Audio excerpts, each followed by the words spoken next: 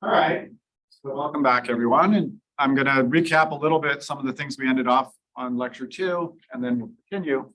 So in lecture 2, at the end of lecture, we were studying this TMD PDF perturbatively to try to understand its structure, understand its dependence on all these variables. And so we calculated various types of diagrams. There were some diagrams associated with the proton matrix element, which for our calculation, we replaced by a quark matrix element. It's like George was talking about for the longitudinal PDF. And then there was this soft function showing up as well. And the combined PDF is a combination of that proton quark matrix element here, that soft function, the square root. We take part of it and put it in one TMD PDF, remember, and part of it put it in the other TMD PDF. I mentioned last time that these 1 over tau, which are the rapidity divergences, are canceling nicely. There's these 1 over epsilons. The ones I highlighted are ultraviolet divergences. We're going to send epsilon to 0. And to do that, we need to do some renormalization. And that's taken care of by this Z factor. As in standard quantum field theory, we define a Z factor to carry out the renormalization. It's a multiplicative factor. And so we just set it up so it exactly cancels these 1 over epsilons. There's some 2's floating around. There's a square root that effectively divides by 2. That's why it's 1 over epsilon squared here. It's 2 over epsilon squared. You see this 3/2 shows up here, and this log it's not a log of nu, it's a log of mu, because these two terms combine and we get a log of mu over this zeta parameter. Zeta was like a large momentum in one direction, and this LB thing, log of the transverse position VT. So we have this Z factor, and actually from that we can calculate anomalous dimensions. And I hinted at last time that like the structure of this formula is useful for extracting the evolution of a TMD parton distribution function. That's where I want to start today. So if we add up these pieces, we get, after defining this, we get the remainder that I was talking about last time, which is the formula. But I won't talk about that again today. Whoops. Okay, so let's talk about renormalization group evolution. So looking at this formula, F renormalized is this product. The thing that carries mu dependence is not these bare objects. They're actually mu independent. The thing that's carrying the mu dependence is actually the Z on the right-hand side. It's converting for something that has epsilon dependence. It's canceling the epsilons and replacing them by mu's. So if we take the mu derivative of the left-hand side, our renormalized TMD PDF, it's actually just given by the mu derivative of the Z. And these things don't contribute to the mu derivative, because they're bare objects. So that allows us to rearrange the formula into a renormalization group. We don't like these bare objects, so let's cancel them out. The way to cancel them out is to divide by F. Okay, if we divide by F again, then you can see we're going to divide by these things, and then these objects here will just cancel out by dividing by another factor of F. We'll get a Z, 1 over Z, but that's okay. Dividing by F is the same as taking the derivative of the log of F. Right? The derivative of the log of F is F is the derivative of F divided by F.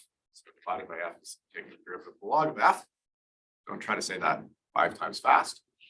And then on the right-hand side, we cancel out these factors. We have the derivative of Z, and then we divide it by a factor of Z.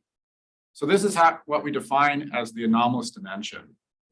I call it the mu anomalous dimension because there's going to be another one in a minute. So this is the mu anomalous dimension, the renormalization group equation for F. It's conveniently written for the log of F, and then we have a formula on the right-hand side, which is calculable from that Z. And if you can go through the algebra, I haven't written the algebra here. If you don't remember how to do this, or if you haven't done it before, it requires this equation, that the derivative of alpha has a -2 epsilon alpha term, and this term is what's going to actually give you the anomalous dimension. The usual thing that you're used to seeing is when you set epsilon to 0, then you just have the beta function, this normalization group equation for alpha, that gives this nice curve that you see where it's growing in the infrared and asymptotically free, shrinking ultraviolet. That's all coming from this, but the purpose of this one loop calculation is to use this epsilon for the differential equation, right? Differential equation, yeah. So you plug that in. You can ignore this U inverse at one loop, so you just take this derivative and you use this formula up here, and it actually is this piece here that ends up, this one actually cancels. You have the derivative of the mu here and the derivative of the mu there. Whatever epsilon squared part disappears, this 3/2 plus log is what remains. So this is your anomalous dimension at one loop for the TMD. Yeah. And actually, we know a lot more about it. We actually know to all orders in perturbation theory what kind of structure it has. So I've written at the bottom here a formula that's actually true to all orders in perturbation theory. So if you ask, like, how does this formula get corrected? The alpha S corrections never produce more than a single logarithm. But the factorization formula actually implies that it has to be that way. If it wasn't that way, it would mess up the factorization. So we can say the derivation of the factorization implies this single log structure. The thing that multiplies the single log actually turns out to be a universal concept of derivative QCD, or something called a cusp anomalous dimension, which we can talk about more in the discussion section perhaps, but I won't say more about it. But there's just some series in alpha that multiplies the log, and then there's a series in alpha that doesn't multiply the log, and that's the all order structure. And it's actually been calculated to crazy high orders. 4 loops are available for both of these quantities here. Actually, 4 loops for this. I believe 4 loops for this as well. Yeah. So what do you do with this equation? It's kind of like what George was talking about. You can do renormalization group evolution. So you can think about maybe you build a model for the TMD PDF. You build that model at small scales. You don't want to have any large logs in your model. You don't want to have to deal with large logs. You just want to sort of say everything's similar size. And so you build that model at 1 GeV, and then you can use the renormalization group to evolve it up to the scale of the experiment. Make sure there's no large logs in your coefficient function, just like George was talking about. So I'll evolve it up to Q. Now, TMD PDFs have a little bit more to them because there was also this rapidity cutoff. There's a rapidity renormalization group associated. There's a question. Yeah. In the line, all orders. Yeah. All orders. So on the left-hand side of that line is the anomalous dimension that depends on mu and z, correct? Yeah, so this thing here, it's all orders form. Its one loop form is this. Yes. This is the one loop answer, and its all orders structure is this with an infinite series in alpha here that we only know to a certain many order in alpha. So the anomalous dimension as a function of mu and z depends on only this log. But also on the anomalous dimension as a function of alpha s. Yeah, so alpha s is a function of mu. So these are mu dependent functions. And there's a log of mu here, and the zeta is just only appearing inside this log.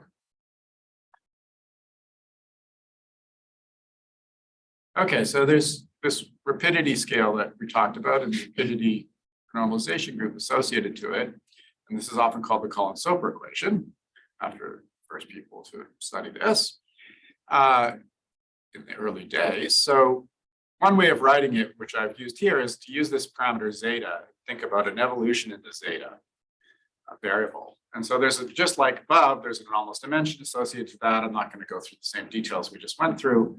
You can go back to our perturbative formula for F, and you can look at where the zeta dependence is, and you could say, what if I took the zeta derivative, and I would get this term here, which is alpha s times a log of bt over times mu. So this is what's called the rapidity anomalous dimension. And we also know it's all orders form. Again, this time it's a little more complicated, and deriving this takes a few more lines that I decided not to go through, but we know also kind of consistency again, what its all order structure is. In this case, things are a little bit different because in the case of the mu anomalous dimension, we can always get away with using perturbative series for the terms here.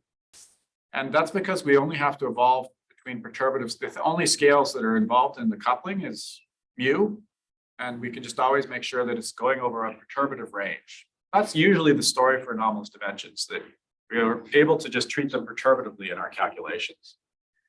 It turns out that for this rapidity anomalous dimension, and it's because the rapidity anomalous dimension is doing evolution along that hyperbola. It's not the mu anomalous dimension in the picture that I drew yesterday. Picture hyperbola, hard function here, and the mu was going this way. And the zeta, if you want to think about it, is kind of like going along the hyperbola. Because it's going along the hyperbola, it's not, if you think about where lambda QCD is, it's some hyperbola like this. And you could change the height, the size of the hyperbola and still need to do evolution. So even if this hyperbola gets really down on this dashed line, there's still a notion of in which there's large logs in the problem. And that basically leads to the fact that in this formula, there's this scale BT showing up, and you get terms that involve alpha S at 1 over BT. And if BT becomes of order lambda QCD, BT inverse is order lambda QCD, then this anomalous dimension becomes non-perturbative. So there's both a perturbative component to this anomalous dimension and a non-perturbative component to the anomalous dimension. So when people are fitting, this anomalous dimension is something you build a model for. So there's part of the evolution is non-perturbative. So you can think roughly, build a model for this and then evolve up with this term or build a more sophisticated. And it turns out that both equations are needed to sum the large logs of the problem. So let me show you what the large logs look like and then briefly describe where they come from. So the large logs are kind of written in this BT space are just a product structure. And in this formula, this LB is a large one of these logs. You can imagine it is log Q times BT. I'm sorry that I'm using the same notation I used above for something slightly different, but it's like taking mu equal to Q in the formula above. And there's a double log. So the exponential of a double log, that's a classic Sudakov double logarithm. Where does that term come from? Let's try to understand where that term comes from. That very first term I called D12. But let's go back to the equation I described in more detail, which is this one. Let's just look at this term. So let's imagine the zeta is just Q squared. Then this is a log of mu squared over Q squared. And this is a derivative with respect to a log. I could write mu d by d mu as d by d log mu.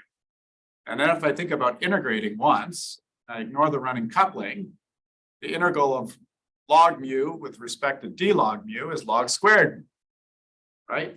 So you get log squared of the ratio, and the log of the f means it exponentiates. So the very first term is just that log squared. It exponentiated, there's the log squared. When you add the running coupling, it produces all the terms in the column. You turn the running coupling on, it's a set of a couple differential equations, not really too hard to solve. You can solve it exactly, you get that whole tower. And then you can go to higher orders. You add higher order terms and then a series for the anomalous dimension, and then you can do next to leading log, or next to next to leading log, or next to next to next to leading log. And people have summed, these are infinite towers of logs, they go on forever. And people have done the resummation for all these terms that I'm showing you. So when I talk a little bit about phenomenology, I'll actually be using next to next to next leading log improved for normalization through evolution. And gets rid of these large logs of the problem, and it bridges the gap between the perturbative scales and the non-perturbative scales when you want to do some modeling for your part-1 distribution functions where you want to define your fit parameters. Okay, so that's all I have to say about resummation. So if anyone has a question, take it now.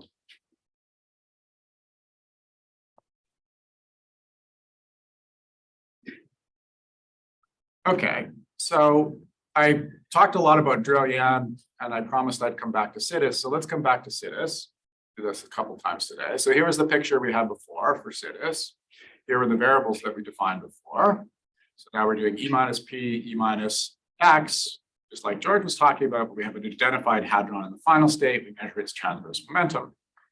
And the formula for the cross-section in the factorization theorem in all its glory, there's a prefactor, there's this H function, same H function that was showing up in Iain, Q squared sign flips. Fourier transform, transverse momentum of the hadron here in the way I'm describing it. And then PDF, transverse momentum dependent PDF, that's now very familiar, and then an analog for fragmentation, which I talked briefly about, but now I've put in all the arguments. It has a mu, it has a zeta, just like the PDF does. And it, its structure, I'm not going to go through in detail, but it's kind of the same story as the PDF. If we normalize it, it's absorbed part of the soft function because this process would have a full total S, half of it went here, half of it went there.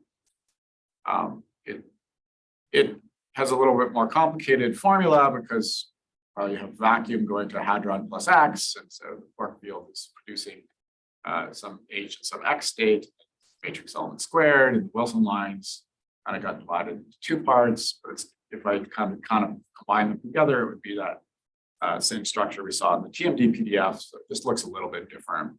I don't want to dwell on the details because they're just kind of analogs of the TMD PDF, but just to say that it's parallel in structure. Okay, the Wilson line. One important thing is that the Wilson line here is outgoing. So in the TMD PDF, the quarks were incoming, and the Wilson line got factored away. It was coming a Wilson line that was describing physics minus infinity. In this case, the Wilson lines go out to plus infinity. And so these Wilson lines that are in this D function go out to plus infinity. And it turns out if you're careful, you should always be careful. The PDF that shows up in this formula, the PDFs, have Wilson lines that also go out to plus infinity. In Drell-Yan, it was minus infinity. Here it's plus infinity. And so you should immediately ask, is that an issue? Because that seems like it's giving a different function, right? One of them has Wilson lines that go to minus infinity, and one of them has Wilson lines that go to plus infinity. Aren't they somehow different? I say here, the F in CITES, unlike Drell-Yan, has an outgoing Wilson line. So plus infinity for this thing that I denoted as a W staple. And I just flipped the staple, right? So the staple is going to plus infinity because the part of the staple that's vertical is the thing that you're supposed to imagine is at plus infinity. Here with the notation, staple's on the other side, so it's minus infinity. Took us a while in the handbook to come up with that notation, get LaTeX to draw it in exactly the way we wanted. So that doesn't matter. Well, we'll see actually sometimes it doesn't matter and sometimes it does. It's important. Come back to that in a minute. Okay, so before I get to that, I have to talk about spin. So far I've just kind of talked generically about TMDs, but I want to at the very beginning, I emphasized that one of the reasons that we're interested in TMDs is because we can sort of look at spin momentum correlation functions and get even more structure of the proton that way. So let's dive into that. We're going to think about having polarized protons and thinking about like the general possible Dirac structures that can appear for the quark. And the way that we do that, I'm looking at the TMD PDF here again, is we can just keep the indices free. So we have sort of indices of the psi, which has a spin indice alpha prime, and psi bar has alpha. So I've just left those spinor indices of psi uncontracted, no Dirac structure in between here. And I've also allowed the proton state to have both a momentum p as well as some spin s. George talked about the spin vector. I've normalized my spin vector slightly differently than George. We differ by a factor of m. Mine is dimensionless, his had dimension 1, and that's just like if I multiply mine by m, it gives back what George was talking about. But in the form that I'm using, I read it like this. It's this extragram here that makes this longitudinal part dimensionless. So it can be written as a longitudinal spin and then a transverse spin. And if you just have spin up or spin down in some particular direction, then these vectors are giving 1. And if you think about some more complicated experimental situation where you're not able to form a pure state or you've got some mixture, then you can also encapsulate that in this notation. So everything is, you can do mixed states as well. You can think about what this S, where this S is coming from is like, you're used to thinking of a spin in half as being encoded in your spinners, right? Whoops, got ahead of myself by clicking a button. I'm not immune to that either, George. So if you think about a spinner that's got some momentum and spin, and you take this matrix element with gamma 5, that's giving this vector S. That's the sort of translation between the spinner notation and this S notation. And you can kind of write it in a reverse way, which is actually useful sometimes for calculations. It's like, this is an inner product, this is an outer product of U times U bar, this is a matrix. And this matrix can be written as sort of something that's P slash plus M that guarantees these things satisfy the Dirac equation the way they're supposed to. And then there's like one, and then this S shows up here, and if you sort of trace this thing with gamma mu gamma 5, it'll just give 2ms mu as advertised. So this is the hadron. This is spin a half for the hadron proton, and you can encapsulate code that's the spin a half of mass of proton in this spin vector. This is what this is emphasizing. Okay, so you want to think about taking this object and just writing down the most general possible thing that you can for decomposing it, and then you can capture all the spin. And there's some constraints on doing that. It's a fun exercise. What are the constraints? Well, either you have no S or you have one S. So as far as the hadron polarization, the proton polarization is concerned, you're either allowed to write down terms that have no S or one S. And then the matrix element obeys hermeticity, so there's some condition for that. It obeys parity, so there's some condition on that. We'll come back to time reversal in a minute. It's a little more complicated. We won't use time reversal here. And then there's one more condition, which is a little harder to understand. If you looked at exercise 1 that I gave in lecture number 1, there was this Dirac matrix that was showing up when we were expanding the matrix, the Wilson lines out. And that Dirac matrix is actually a projector, which projects quark states onto what are called the good components. These are the components that show up at leading order in the expansion. So the leading order expansion, the quark fields obey this equation that gamma minus times gamma plus divided by 2 on psi is equal to psi. So in general, if I were to decompose this phi alpha alpha prime, it would not just have the leading terms qt over q, but it has some sub-leading terms. And it's this relation right here that's ensuring that if I impose this, I only get the leading terms. So you could leave it out, you get even more terms. But if you're interested in only the ones that are going to show up in your cross-section at leading order in qt over q, then you should impose also this condition. Okay. And I claim, imposing those conditions, we find 8 transverse momentum PDFs, which are these things that I've highlighted here in red, with these different structures that show up in this equation. Okay, so this is the general phi as a matrix. The indices are carried by the Dirac structures on the right-hand side. This condition is basically enforcing that there's a gamma minus formula. So every term has a gamma minus. That's what that term is doing. And then there's some terms that have an S, some terms have an SL, some terms have an ST, some terms have no S. 8. Okay, so you have to go through this exercise in order to see that, but you can check it. It's homework number 3.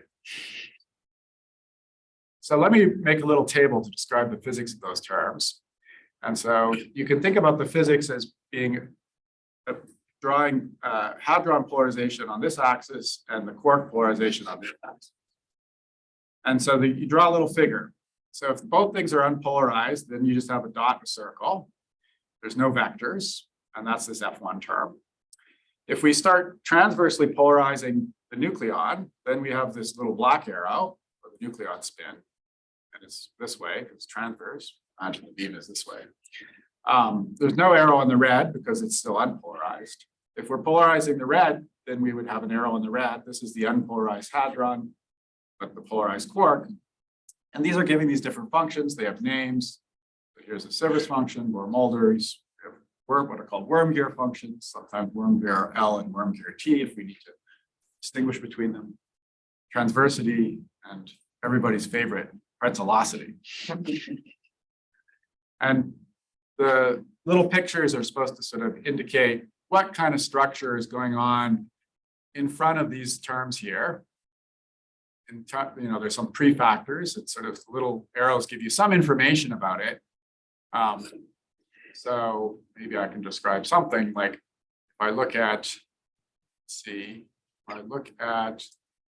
this term, helicity, G1, there's like an SL, and like you're just measuring helicity along the longitudinal direction. That's why the arrows are all along the longitudinal direction. If I compare that to H1L perp, which is down here, then the spin of the quark, which is this index alpha, doesn't have to be aligned with the spin of the hadron. So that's why the arrow is not along the same direction as the hadron arrow. There's little details like that coded in the picture. Previously, I was asked the question, what about this? And why is there this perp? You see that 3 of these don't have a perp. Those are the ones that survive if I go back to the if I go back away from transverse momentum, integrate over transverse momentum. George was talking about G1. So you in general have without transverse momentum, you just have 3, F1, G1, and H1. These are TMD analogs of those, but those functions exist even if you don't have the transverse momentum. All the other ones with the perp, you need transverse momentum. So that's kind of one way you can think about the perp. And you can also think about it as the fact that there's KTs that explicitly show up in the prefactors of those terms. So this formula here is the same formula above. It's just contracting, the phi that we had above with certain Dirac structures. So I can stick in a gamma plus and contract it. Then I get these 2 terms. I can stick in a gamma plus, gamma 5 and contract it. I get these 2, or this sigma alpha plus gamma 5. I get these 4. Just another way of looking at the same equation. And you can think about on the left-hand side, I have KT vector. On the right-hand side, I have scalar functions. These are functions only of the magnitude of KT. So that's a decomposition, taking out the vector component of KT by writing down all possible sort of vector structures that can show up in dot products of prefactors. So I'm just left with TMD PDFs that are scalar objects now, which are nicer to deal with. All right, so this is like the goal of understanding TMD PDFs and making measurements here. Future measurements at the EAC is just, we want to know all these things. That's going to tell us about the structure of the proton in a lot of detail. Now, coming back to this question about time reversal, which is an interesting question. Under time reversal, the spin vector flips sign. That's because the spin is an axial vector. And if we consider, it's useful to consider a product of time reversal times parity, so I call that TP. The reason that you do that is basically so when you apply time reversal and parity, you go back to this gamma plus, you don't flip it to a gamma minus. So that's useful. And so you can think about how does this equation, what happens under TP? And you notice that I color coded some of them red and some of them yellow, if you can distinguish the difference from the back of the room.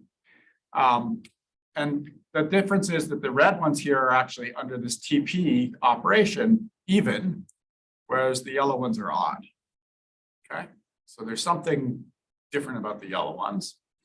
And so that actually, remember that this T, so okay, I remember I said something about Wilson lines, plus infinity, minus infinity. The thing about time reversal, and the reason I didn't impose it earlier, is because time reversal flips the Wilson lines that were incoming to outgoing. So it's not an operation that gives you the same object back again. So I couldn't use it to constrain, the structure of these things to begin with. But what time reversal does is it relates the objects that we encountered in Drell-Yan to the objects that we encounter in DIS, because it flips the Wilson line exactly like 2 processes wanted to have incoming Wilson lines versus outgoing Wilson lines. And that works very nicely for all the red ones. You just flip with incoming to outgoing. So the fact that QCD, to a very good approximation, is time reversal invariant allows us to relate the structure functions Sidis and Drell-Yan for all these red ones very easily. And they're the same. So we have universality. The incoming versus outgoing Wilson lines did not matter for these red objects. And for the yellow objects, it's also the case that we can use that symmetry, but there's an extra sign. When we go through these ones, there's just an extra sign that comes in because they're odd under the symmetry. And if you look at this equation, you can kind of work that out. Like the F1 here has nothing in its prefactor. So under the symmetry, prefactors are just the same. Whereas this term would flip sign because, well, the spatial indices are all contracted. So there's no sign flip from parity, but the S has a sign flip from time reversal. So it flips sign. So this term doesn't flip sign, the left-hand side. Yeah, anyway, so this term flips sign so that it gets an extra sign for that prefactor. And so what you actually predict using the symmetry for those terms is that the Sidis object and the Drell-Yan object just differ by a sign. And that's a prediction of the theory, it's coming about from the Wilson lines. The Wilson lines, which are encoding some final state versus initial state interactions, are behaving a little differently in the two processes, and the presence of them is leading to the sign flip. If it wasn't for the Wilson lines, these functions, you would have, if they weren't there, then you would say, oh, well, I've related a matrix element to its negative, it's just 0. But that's not the right answer. The right answer is that we relate Sidis and Drell-Yan with the sign flip. And in my formula up here, I wanted it to work for both cases, so I just included a little kappa fudge factor, which I flip the sign of, depending on whether I'm doing Drell-Yan or Sidis, then the formula applies to both. It's +1 for Drell-Yan and a -1 for Sidis, then the formula applies to both Sidis and Drell-Yan.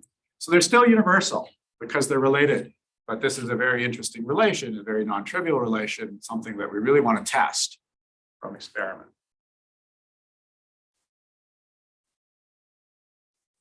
Any questions? Yeah.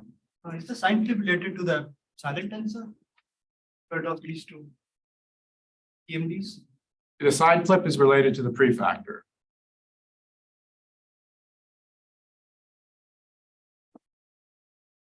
So this guy has no prefactor, didn't get a sign flip. This guy has the prefactor here. Under parity doesn't flip sign, but under time reversal, the S goes to -S, so it flips sign. And you can work out this one too. It's a little more complicated because if you think about, well, this thing actually under parity times time reversal doesn't flip sign, is index alpha, that flips sign, so does the S, so it doesn't flip sign. And this one doesn't have an S, and it does flip sign. It has just index alpha, leftover index alpha, so it flips sign.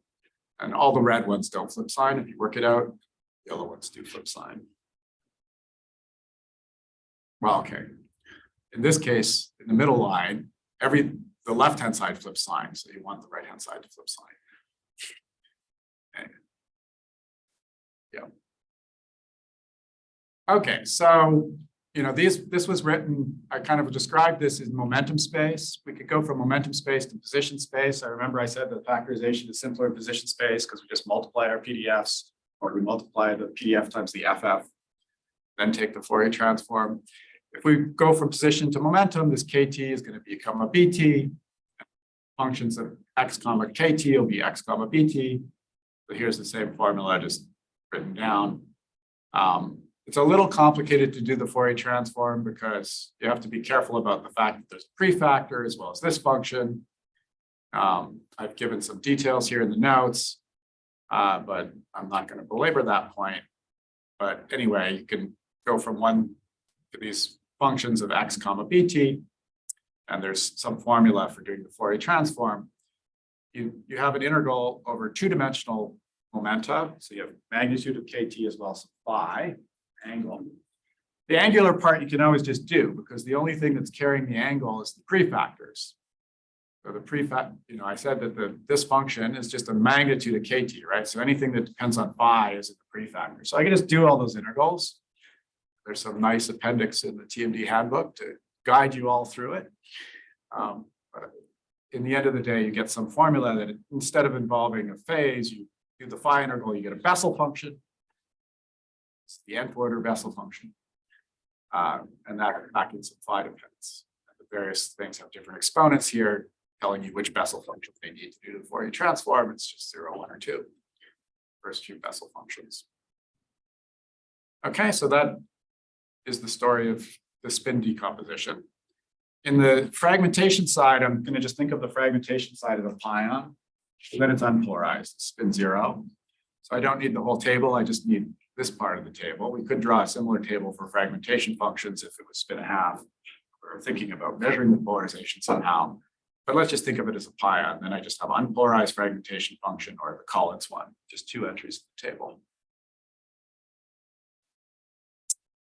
All right, so here are, if I'm fully interested in spin information, I need to think about all the possible measurements I can make and think about measuring all sorts of angles. And so I'll just guide you quickly through that.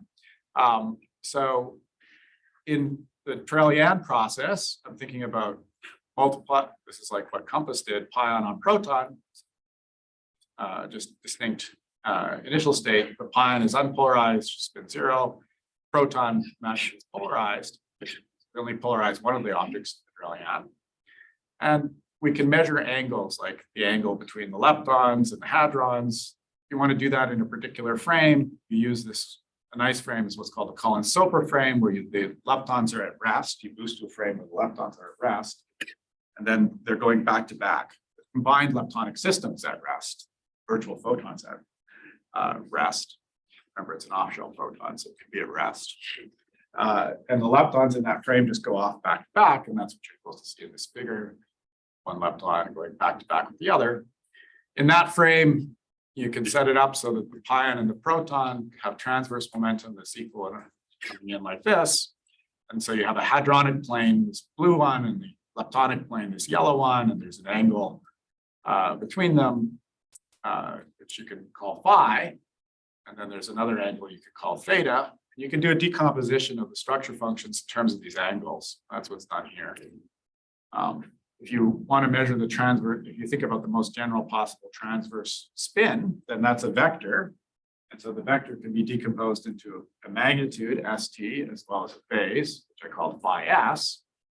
Okay, so this is another angle. And measuring all those things or knowing about them, we get a structure function decomposition. It's a little more complicated than the one George showed you, but it follows from the same type of logic. You have L mu nu, you have W mu nu, write down the most general possible thing that you can, based on the symmetries of the problem. Your L mu nu is kind of very differential because you have all these angles. And that's where all these three factors come from. Yeah. One, just a question, so sorry to interrupt, but the way it looks like phi s is like the phi s plus phi is equal to pi over 2? Or is phi s? Because No, that's just an artifact of the figure. Like okay. this figure, this S could be at ST could be anywhere in the transverse. Well, it has to be as transverse to Yeah. P, not to PS. Yeah. Okay, so it's not transverse to that plane, but just to P, so it could rotate around. Yeah. Okay, sorry. Yeah, there's no correlation between phi s and phi, they're independent. Good question, George. Yeah. So, measure all these angular factors, you can get all these structure functions, some you need spin polarization, some you can get from the unpolarized. And the factorization that we just talked about can be done in this completely general spin decomposition. And that's where all those terms in the table are showing up. So there's like the unpolarized structure function gives unpolarized TMD PDFs, and these other terms, okay, this one gives unpolarized hadronic terms, which has polarization for the quarks, the so-called Bohr-Mulders, et cetera. So you have unpolarized times Sivers in the sine phi s term. That's a very interesting one. French velocity is even making an appearance. So that's the Drell-Yan process. This B that is showing up in the formula is just like, take the Fourier transform. Okay, well, involve some Bessel function once you've done the phi integral. This is that H factor that we talked about before. It's just a multiplicative factor. You can do a similar thing for CTES. So now I'm polarizing both the lepton as well as the proton. The final state hadron is unpolarized, thinking of it as a pion. Again, you could define angles. You do so in the so-called Trento convention, CS frame, in the gamma star, back-to-back with the proton, and that defines one plane. And then the outgoing hadron, together with the proton, defines another plane. So you again have two planes. You can talk about the angle phi, which is now called phi h here. It's between them. And then again, there's some phi s with the spin vector. So very similar sort of story. You don't have the theta here. Theta is encoded in the y variable of Drell-Yan, of CTES, or of DIS. So you have a similar sort of structure function decomposition, measuring all these angles. You have these various structure functions at leading order, lowest order in PT, or much less than Q. There's 8 of them, as shown here. And again, measuring these angular factors, polarizing things in different ways, you can get at all of them. These little p factors in front are some functions of y, the other variable. That was like replacing the theta of the Drell-Yan. And again, each of these terms, each of these structure functions has a factorization theorem in terms of some PDFs and TMD fragmentation functions. So unpolarized, you have the Collins function, fragmentation function that's showing up. So it's either unpolarized or Collins on the fragmentation side, and then all the other ones are kind of showing up. In particular, here again is Sivers unpolarized. Last time is the unpolarized fragmentation function times the Sivers PDF. That's the idea behind the experimental program, is to really like nail all these things as much as we can. There's another process, E plus E minus to 2 hadrons, that can also give you information about the fragmentation functions. I'm not going to cover it. So I'm at the point where I can kind of tell you how to put all the pieces together. So in order to do the implementation of make some predictions that get a formula that we can actually then compare to data or try to extract information from data, we need to put together all these ingredients that I've been talking about. So both perturbative information, that prefactor that I called H. Yesterday in my lecture, there was another perturbative object, and that came about when I wanted to think about my TMD PDF and say the transverse momentum was perturbative. Then the non-perturbative information was entirely given just by longitudinal PDFs. And there was perturbative information that I could encode in some coefficients. So that's also something I put in perturbatively. There's this resummation I described to you to get rid of the large logs, because I'm thinking that alpha times a log, the alpha may be not as perturbative, but the log can compensate. So in a treatment, whether treated as order 1, I need to really sum up all these logs. Kinematically, that's important in order to make predictions, to get accurate predictions. So I put in perturbative formulas for the anomalous dimension. This other anomalous dimension for the rapidity, I actually need both a perturbative anomalous dimension and a non-perturbative model. I have to combine together perturbative and non-perturbative, and here's how you do it. So I've told you several times that there's both parts, KTs that are perturbative corresponding to very small BTs that are perturbative, or KTs that are order lambda QCD corresponding to long distance position space. And so you take your TMD PDF, and what you do is you write it as a product, a perturbative part times a non-perturbative part. And the logic here is the perturbative part is giving these logs of BT. The logs of BT are a symbol of this final state gluon radiation that's giving you access to sort of short distance scales. Those are giving you the logs. Confinement is not part of that story. It's something that you can describe perturbatively. What confinement is part of is sort of a long distance kind of cutoff on the BT, like how what's the size of the proton, it's sort of lambda QCD, how do things behave on that scale? And so this formula is encoding both the short distance part where you can calculate BT dependence perturbatively, and the long distance part where the confinement kicks in. You can think about this as some kind of operator product expansion if you want, but it's just better to think about it as a nice way of modeling things that captures all the things we know about the TMD PDF.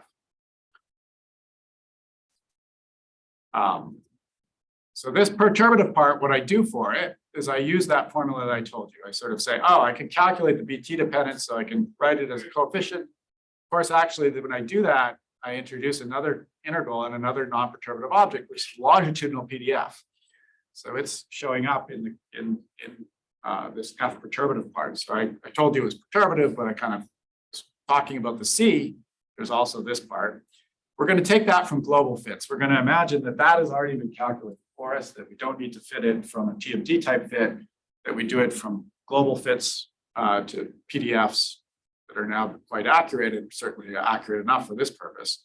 The thing that we're interested in getting information about is the non-perturbative part that's dependent on BT, which is this part here. And that's the thing you're going to build a new model for and try to fit to the data.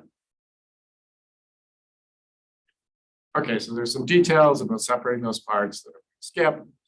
There's also some details about how you combine together fixed order contributions, so-called Y term, together with the factorized term, something again that's important in some kinematic regions, particularly if your capital Q gets too small, then this second term can't be neglected. should never really be neglected, but oftentimes people drop it. But when you get to small q, as in some experiments, and the QTs get kind of squeezed, you definitely need this term here. Let me talk a little bit about, let me actually switch to screen. Oops, oh, that's not what I wanted.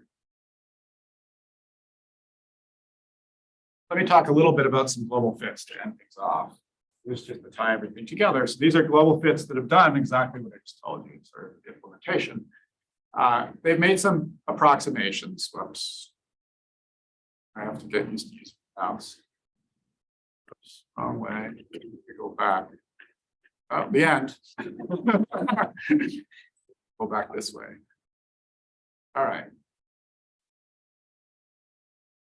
So global fits, they use only data where QT over Q is small. So that gets rid of this Y term business. They can drop it.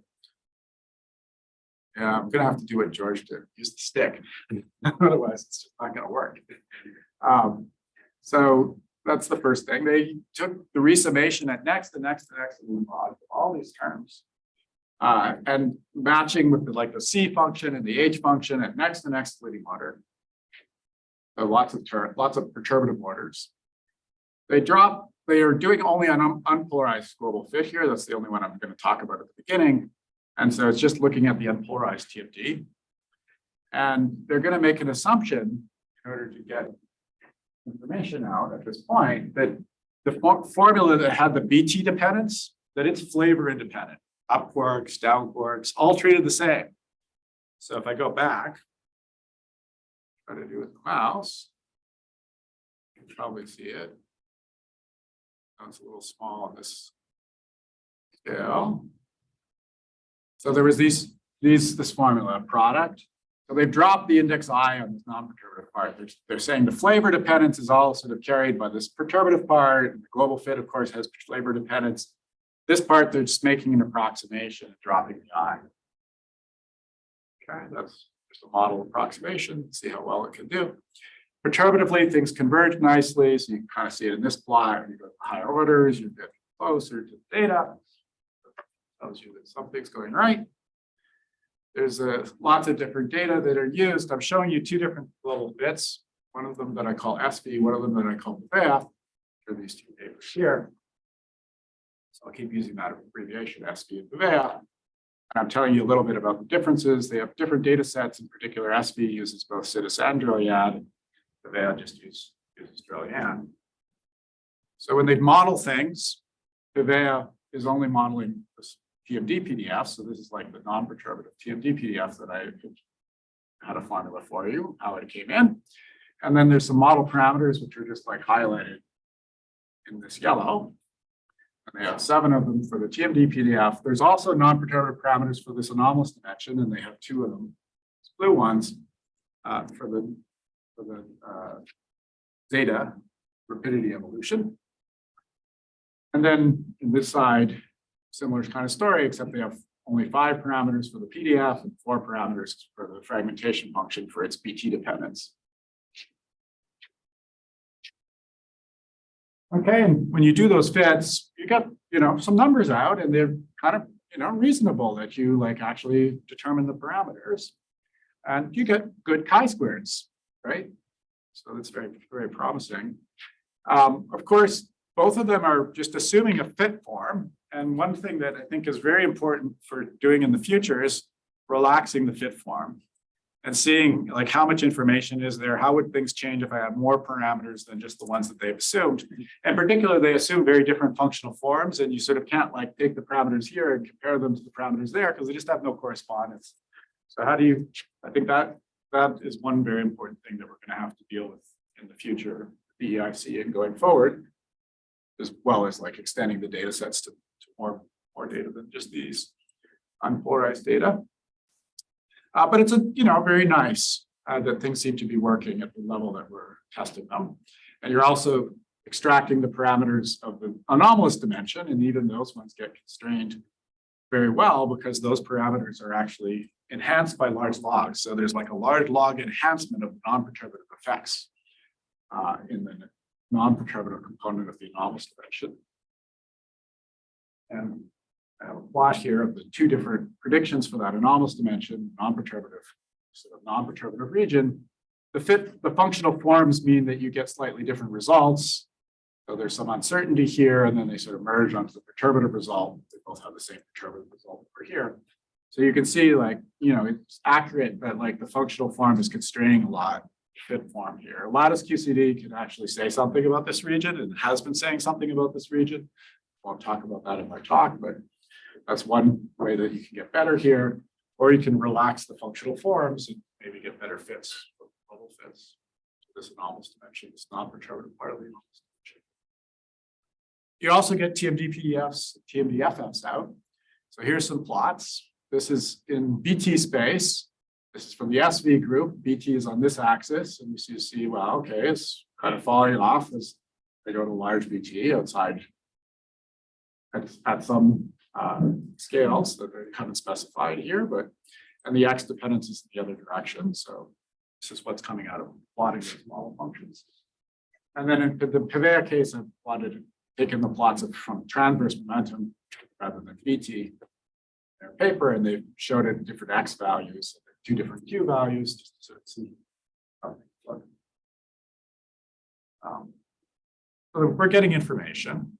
Let me stop by mentioning, just to make our chair happy. I'll stop with one of his papers, which is a nice paper that extends things beyond the unpolarized to the Sivers function. It does a kind of global analysis, same type of global fit, but now for the Sivers function using the data from all these experiments, and tries to test the sign, a year after, trying to test the sign relation between the Sivers function and Sivers function. So, yeah. In this case, the flavor is actually playing a really very important role. So we're not going to make the assumption that things are flavor independent. We'll have flavor dependent model parameters for our Sivers function. The short distance part's been left out here, but we have accounted for the flavor dependence. And then they do a global fit, and they get a quite good chi-squared. And they can test whether they do see some interesting things, like the down and the up have opposite signs in the Sivers function. This is something that people have appreciated before, but they're seeing it very nicely in their analysis. Plotting F1T for down and minus F1T for up, so they look the same, but it's actually a sign difference. The flavor is important here. You can see it just for that. And unfortunately, the data is actually not yet precise enough to test the sign flip between Sidis and Drell-Yan. So if they just go back into their formulas and arbitrarily flip the sign, they still get a good chi-square. It's a little bigger, 1, so something's going a little bit less well, but 1 is a perfectly respectable chi-square. In fact, it's what you think you're aiming for. So you can't yet see the sign flip. And the issue really is that in the Drell-Yan, you're sensitive to the sign of the Sivers function through fragmentation function, say for the quark, and then you have the Sivers function for the anti-quark. And the Sivers function from the anti-quark is something that's, you want to do this flavor by flavor, and so the Sivers function for the anti-quark is very hard to measure in Sidis because it's mostly quarks, not anti-quarks, proton. So you need more precise measurements, both either on the Drell-Yan side or the Sidis side. And so that's really saying for the future that we're going to look forward to doing precise tests of the sign flip, but we don't have it yet. So I think that's a perfect place to stop. And that's the end.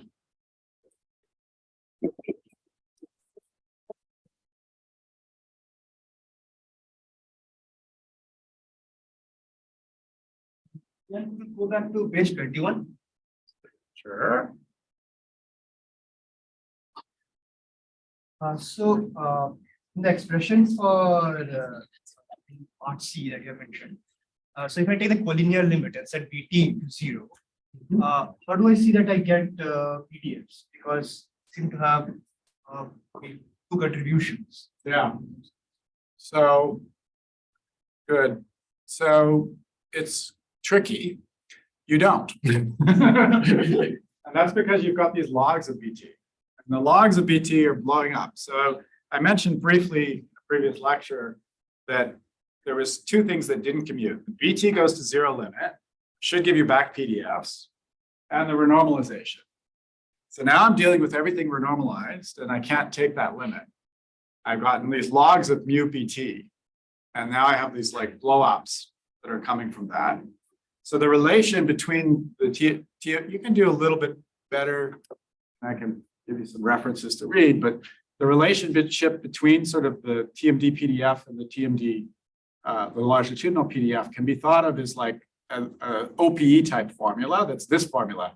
So as BT is small, just forget the B star, this is the BF, that's the TMD PDF. As BT is small, it's described by perturbation theory by some coefficient function that has logs of BT multiplied by the longitudinal distribution. So there's sort of the effects of the renormalization or like the logs of BT blowing up are all something that you could calculate because it's small BT.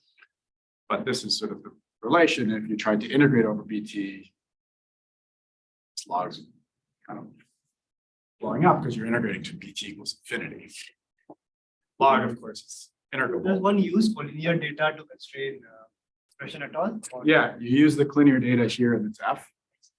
You convolute it, do this integral and combine it with the C, and then that goes into this part. And then you multiply by that those models that I was showing you. And then that goes into the formula once you add the resummation. So maybe going back for a little bit of the historic motivation for this formalism really has to do with the idea that, say, in Drell-Yan, when you annihilate a quark pair, the quarks want to radiate. So PT equals 0 is a very unnatural thing for them. Nevertheless, they radiate so much that the cross-section, even at PT equals 0, is dominated by perturbation theory. So the way you get PT equals 0 is by one quark radiating a KT, the other one, the anti-quark radiating a KT prime. It just so happens that KT plus KT prime is 0. The probability for getting no radiation is suppressed by all these exponentiating double logs, which are called Sudakov logs. So the KT equals 0 limit is actually in principle calculable, even though it would be exactly 0 if it meant no radiation, but it doesn't mean no radiation. The real formal connection to the collinear PDF is by integrating over all KT. And then you're going to set B equals 0, everything's going to be fine. You'll allow all the radiation, but you'll cancel it. Nevertheless, the F still appears there because at very, very high energy, even at PT equals 0, it's happening because of cancellations of perturbative PTs. So nevertheless, it's still a short distance Sudakov in the sense, forces it to be short distance, but kind of like not as short distance. But nevertheless, it asymptotically becomes short distance, and you can again apply factorization to it at a scale which is not really Q, but a scale that's determined by the PTs as you encounter them, or the impact parameters if you do it in that space. So it's really a trick of the radiation. The fact that F appears here, and there's also this other connection to the collinear PDFs. It's like two different things. It's really, really neat. I mean, the magic of what these Sudakov logs do. Yeah, so as George said, here's the Sudakov log exponentiated. There's a minus sign as in magic space. Think about for me at least, as KT goes to 0, that log is blowing up. Exponential of minus infinity is 0. That's the suppression. Yeah, and another thing about this BT goes to 0 limit, since you asked, you can think about BT goes to 0 as the integral over all KT, right? Integral KT and after that, BT.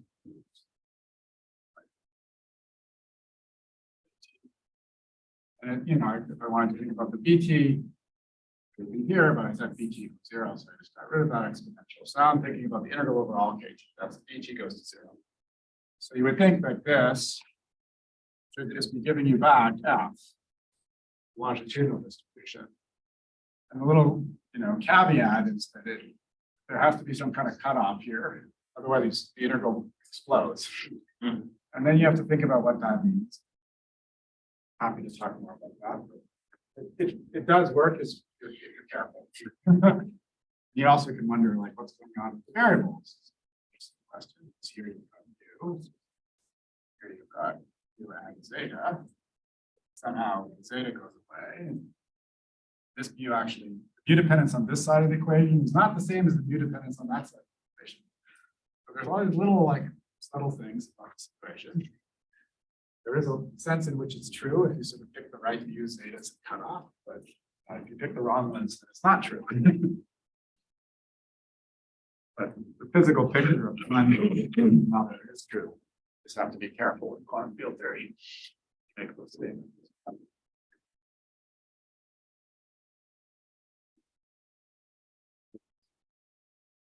I think we can think about all other questions during lunch. So let me just mention that Iain was very generous to provide a lot of information in the call, additional to the lectures, in particular the link to the TFD handbook that I see has been already published, available readily. So please read the book if you want more information. It's available on archive. Okay. It's linked in lecture number 1. Exactly. Yes, and there's also a link to an EDX course from MIT on soft collinear effects. It's actually a general course on effective field theory, so it covers everything: Kyle perturbation theory, standard model effective field theory, electroweak Hamiltonian, and FCT's in there as well. How do you log into that? Because I tried the other day and it's. You need to get an account, and you need to sign up for an account, which is free. Okay. And then you have an edX account, and then you have an MITx online account. That's good. Yeah, should work. Word of wisdom, okay, don't rush to enroll in the course right now, because then you'll have to take the course. And if you don't finish the course in time, now EDX changed the policy, it will not let you take the course second time, okay? So once you commit to the course, It actually, there's two, okay, it's a little more go complicated. ahead. So yeah, so there's multiple versions of the site. And this one's no longer hosted by EDX. What's MIT? It's actually hosted on MIT. We have something called MITx online, and there's no time limit. So just sign up, you can poke around, everything should be. Is there any fee for No fee, no fee? Okay. all free. Okay, so don't go to ADX, go to MITx instead. Yeah, use the link I sent. I should Then you have all that to do that. With that, let's thank Iain